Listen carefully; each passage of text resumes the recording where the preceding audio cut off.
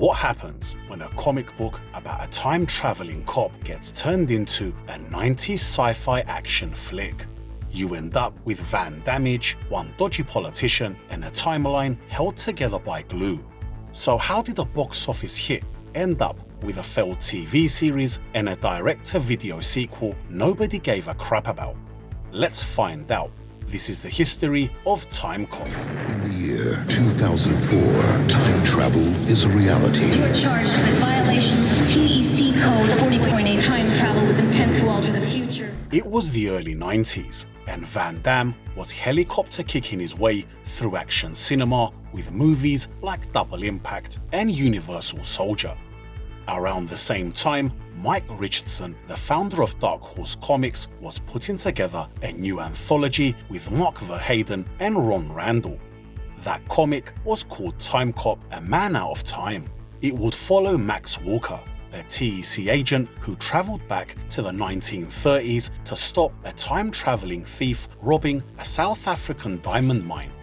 When Walker grabs the crook and gets back to the present, the timeline is knackered. So with the help of a local guy, he goes back in time to save the day.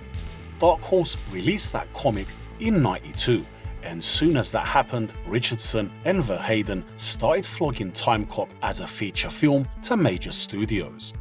Eventually, Largo Entertainment took the punt, with Signature and Renaissance Pictures getting on board. Meanwhile, some proper names joined behind the scenes, with Sam Raimi and Robert Tapert getting involved, after working together on The Evil Dead, Darkman, and Army of Darkness.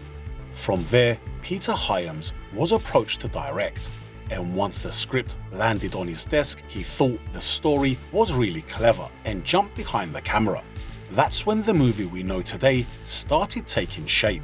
The core idea of Max Walker and the Time Enforcement Commission was kept, but they gutted the main storyline. Instead of a diamond mine in the 30s, this version turned the lead into a 90s cop recruited into time travel law enforcement, with Van Damme stepping into that role. But before Walker could even start the job, he and his wife Melissa, played by Mia Sara, are attacked at home, with Melissa killed in the carnage. Then the story jumps to 2004. And Walker is now a miserable TEC agent working under Bruce McGill's Commander Eugene Matuzak. His latest investigation leads him to Lyle Atwood, played by Jason Schombing, his former TEC partner who seems to have turned to the dark side. As the investigation grows, Walker is partnered with Gloria Reuben's Sarah Fielding, while the case puts him on the trail of Senator Aaron McComb, played by Ron Silver, a dodgy politician trying to bankroll his presidential campaign. With Walker's fight against McComb driving the film, it still needed a score, so Mark Isham, who had already worked with Van Damme on Nowhere to Run, came in to write it with Ken Coogler conducting.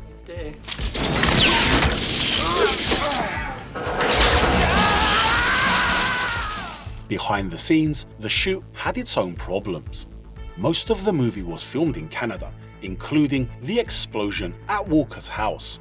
The kitchen fight also gave Van Damme room to improvise, with the counter becoming another excuse for him to drop into the splits. The most complicated shoot though came during Atwood's death scene.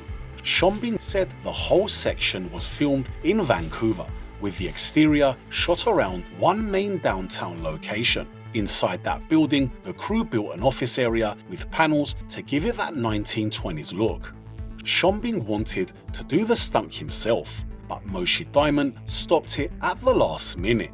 He still did some of the hanging work, while the fall used an actual stuntman, green screen, and a prosthetic dummy from a full mold of Schombing's face. When the scene was shot, Peter Hyams wanted the dummy falling in one continuous take, but it kept moving too fast. The week ran out, Hyams got pissed off, and everyone had to come back the following week to give it a go again. Even then, they still only managed to get pieces of the shot, so the final fall had to be stitched together like a torn pair of jeans. Once the fall was out of the way, Jason's time around Van Damme became a lot easier. He said he was nervous around him at first, but Van Damme sorted that out. Between takes, JCVD was funny and was showing off how close he could kick to Jason's ear, but that mood didn't last. The final action sequence caused another problem when legendary stuntman Stephen Lambert said Van Damme tried to change the choreography at the last minute. When Hyams heard of the change, he thought it was crap, and Van Damme got pissed off. When he returned and did the fight scene with Stephen Lambert, he ended up cutting him in the face. But Lambert took it like a man, thinking the blood helped the shot. That fight finally got finished, the movie wrapped up, and the next test was whether it would make the suits any money. When the movie hit theaters in September '94, it smashed the doors open by making around $12 million on its US debut. By the end of its worldwide run, it became Van Damme's biggest hit and his third film to pass $100 million. Peter Hyams later said the film had previewed through the roof, and after that success, Universal and Moshe Diamond wanted him and Van Damme back together as quickly as possible. Critically though, the moaning kicked off. A lot of the groaning focused on the plot holes and time travel, with critics like Roger Ebert calling it a low-rent Terminator. Meanwhile, Richard Harrington of the Washington Post said Van Damme's accent was easier to understand than the actual plot of the movie. David Richards of the New York Times was a bit more lenient, calling it Van Damme's classiest effort while still criticizing his acting. While everyone else was going about the issues with the story, Gene Siskel found a serious problem. There wasn't enough of Van Damme's naked body in the film. Regardless of all the bitching from the critics, the movie was a huge hit. And before Universal tried pushing the Timecop IP any further, it first moved into home media. And a crime. It turns out going back in time is a pretty easy way to make money. I think you got yourself a shipment of gold that you're taking to General Lee. The VHS arrived in 1995, followed by the Laserdisc edition the same year. 3 years later, Timecop came out on DVD and later moved to Blu-ray when Warner Home Video released it as a double feature with Bloodsport.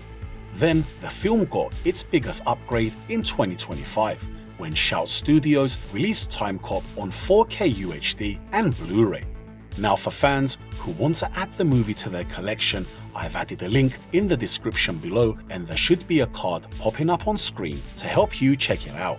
After the initial home media release, Universal wanted to keep Timecop alive but on a budget. So a TV series arrived on ABC in '97, but instead of following Max Walker, it followed new TEC agents Jack Logan, played by T.W. King, and Claire Hemmings, played by Christy Conaway. The show struggled in its Monday night slot, where it aired next to Monday Night Football. And out of the 13 episodes originally planned, only 5 of them actually aired before ABC cancelled the show. The remaining episodes were shown whenever the network felt like it. And you'd think after that everyone would leave Timecop alone, but naturally they didn't. In 2003, Timecop 2: The Berlin Decision was released direct to video, but it didn't bring back Van Damme, the original cast, or Max Walker's story. Instead, it kept the TEC idea and moved into a new case, with Jason Scott Lee taking over as Ryan Chang, who has to stop Randon Miller, played by Thomas Ian Griffith, from changing history. Away from the screen, Timecop also carried on through other tie-ins.